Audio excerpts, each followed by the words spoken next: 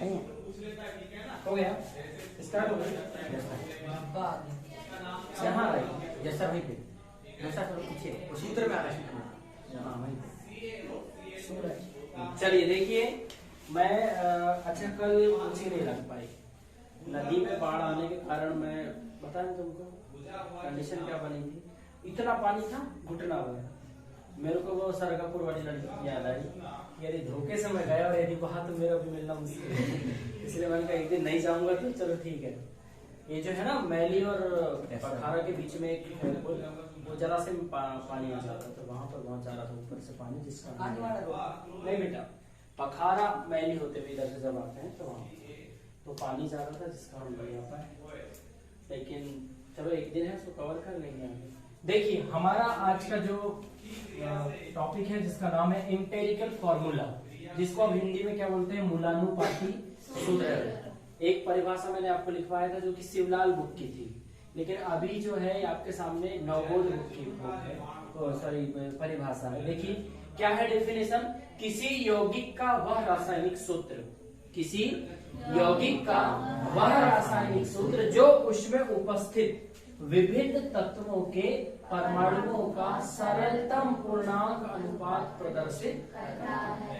सरलतम पूर्णांक अनुपात प्रदर्शित करता है मतलब किसी यौगिक का वह रासायनिक सूत्र जो उसमें उपस्थित विभिन्न तत्वों के परमाणुओं के, देखो तत्व जो है किससे मिलकर के बना है बेटा, परमाणुओं से मिलकर के बना है, तो तत्वों के परमाणुओं का सरलतम पूर्णांक अनुपात प्रदर्शित करता है। ऐसे सूत्र को हम कौन सा सूत्र बोलते हैं, मूलानुपाती सूत्र। और मूलानुपाती सूत्र को इंग्लिश में क्या बोला जाता है, एम्पिरिकल फॉर्मूला। Empirical formula. अब अपन एग्जांपल देखिए भैया, आखिर अपन किसी भी यौगिक, जैसे मान के चलो अपन ने एक एग्जांपल लेने का है, ये H2O2 का। चलिए एग्जांपल देखिए, H2O2 हाइड्रोजन परऑक्साइड, इसका नाम क्या है अंशु, नाम क्या इसका, हाइड्रोजन परऑक्साइड, जिसको बोलते हैं H2O2। लेकिन अपन देख लीजिए कि यहाँ पर हाइड्रोजन के कितने परमाणु हैं, 2, ऑक्सीजन के कितने हैं, 2।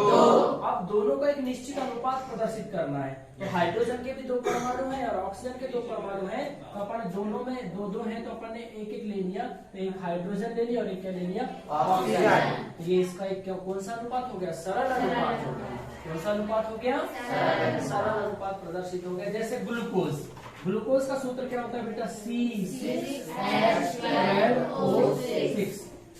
अब कार्बन के कितने परमाणु हो गए, 6। हाइड्रोजन के कितने हो गए, 12। ऑक्सीजन के कितने हो गए, 6। अब अपने को तीनों जो आपको कार्बन, हाइड्रोजन और ऑक्सीजन यहाँ पर तत्व पाए जा रहे हैं, उनका एक निश्चित अनुपात देखना है। अब अनुपात अपन देखे कि हाइड्रोजन 6, ये 12 और ये 6, यदि अपन इसका अनुपात निकालेंगे या इसको और सरल अनुपात में प्रदर्शित करेंगे तो 6 परमाणु 12 परमाणु 6 परमाणु। यदि 6 को अपन कितना मान लिए, 1 मान लिए, तो 12 को कितना मान सकते हैं, 2। और ऑक्सीजन कितना मान सकते हैं, 1। मतलब इसका अनुपात क्या हो गया, 1:2:1। मतलब कार्बन हो गया C, देखो 1 मान ली तो अपन ने C लिख दिए, हाइड्रोजन के अनुपात क्या माने, 2, तो हाइड्रोजन क्या लिख दिए, 2, और ऑक्सीजन का 1। तो ये तीनों का जो एक निश्चित अनुपात को अपन ने सरल के रूप में प्रदर्शित करना ही अपना एम्पिरिकल फॉर्मूला कहलाता है। तो अपन ने इसको CH2O, तो ये जो CH2O आया ना बेटा, ये अपना क्या है, मूलानुपाती सूत्र। किसी भी जटिल यौगिक को सरल उसके तत्वों के परमाणुओं के रूप में एक सरलतम पूर्णांक अनुपात प्रदर्शित करना है, उसका एम्पिरिकल फॉर्मूला कहलाता है। जैसे बेंजीन, बेंजीन क्या होगा, कार्बन कितने हैं, 6। हाइड्रोजन के कितने हैं, 6। 12 क्या आएगा, देखो ये कार्बन की, इसके भी 6 हैं, इसके भी 6 हैं। यदि इसका अपन अनुपात प्रदर्शित करेंगे तो यहाँ पर कार्बन 1 मान लिया और हाइड्रोजन को 1। इसके भी 6 परमाणु है, इसके भी 6 परमाणु है। अच्छा बेंजीन क्या है बताइए, बेंजीन एक प्रकार का एरोमेटिक कंपाउंड है। ये एरोमेटिक कंपाउंड क्या है, देखिए यौगिक मतलब कोई भी कार्बनिक यौगिक 2 प्रकार के होते हैं, एक होता है एलिफेटिक होता है और दूसरा होता है एरोमेटिक। जो आपने देखा होगा कार्बन की यदि सीधी लंबी श्रृंखला है तो वो हो गया एलिफेटिक, और यदि चक्रीय श्रृंखला है जैसे बेंजीन हुआ अपन ने मान के चलो बेंजीन की संरचना ऐसी बनती है बेटा जी। ये जो C6H6 है ना, ये क्या है? ये बेंजीन ही है। आप बोलेंगे सर ये वाहन को ऐसा गोल दिख रहा है, बीच में रास्ता सब काट जैसा सब दिख रहा है, बस गलत समझ में आया। पढ़े हो क्या 10वीं में इसके बारे में कुछ? सर ने संरचना बनाई थी इसकी। काय की बेटा? बेंजीन की संरचना ये ऐसा बनाया है। कौन से सर ने? चलो मैं बताता हूँ। देखिए आपको यहाँ पर कितने कोने दिखाई दे रहे हैं? 1 2 3 4 5 6। कितने कोने हैं बेटा? 6। प्रत्येक कोने में एक एक क्या उपस्थित है? आप बताइए कार्बन कितने हो गए? 6। कार्बन कितने हो गए? 6। कार्बन 6 होने के बाद अब यहाँ पर ये चक्र बना हुआ है क्या? नहीं। ये चक्रीय श्रृंखला दरअसल क्या होता है, जब कार्बन कार्बन सभी एक दूसरे से जुड़े रहते हैं तो इनके मध्य, सभी कार्बनों के मध्य एकांतर क्या पाया जाता है बेटा? एकांतर डबल बॉन्ड पाया जाता है। अल्टरनेट डबल बॉन्ड पाए जाते हैं, एकांतर द्विबंध। जैसे यहाँ पर कितने बंद हो गए? 2।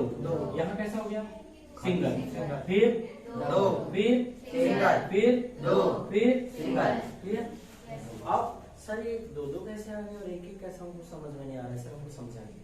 देखो कैसे ये गोला बदन सही को हटाओ क्योंकि गोला बदन सही पीछे देखे मार खाए। कार्बन हो गया अपने पास। कार्बन के बाह्यतम कोश में कितने इलेक्ट्रॉन होते हैं? 4। सर कैसे होते हैं सर? कार्बन का परमाणु क्रमांक कितना होता है? यदि बोर्ड के परमाणु मॉडल अनुसार अपन देखें कक्षाओं में कितने इलेक्ट्रॉन होते हैं तो 2 और 4। बाह्यतम कोश में कितने? 4। बड़ी मजे की बात, ये जो कार्बन था ना, ये कार्बन बड़ा गजब का रोल है इसका, है इतना सा ऐसा, लेकिन इसका रोल बहुत बड़ा है। अकेला जो है ना कार्बन, सारे जो जितने भी तत्व है ना उनसे रिएक्ट करने की कैपेसिटी रखता है। अब ये कार्बन बाह्यतम कोश में कितने हो गए? 4। अब बताओ 8 करने के लिए इसको कितने चाहिए?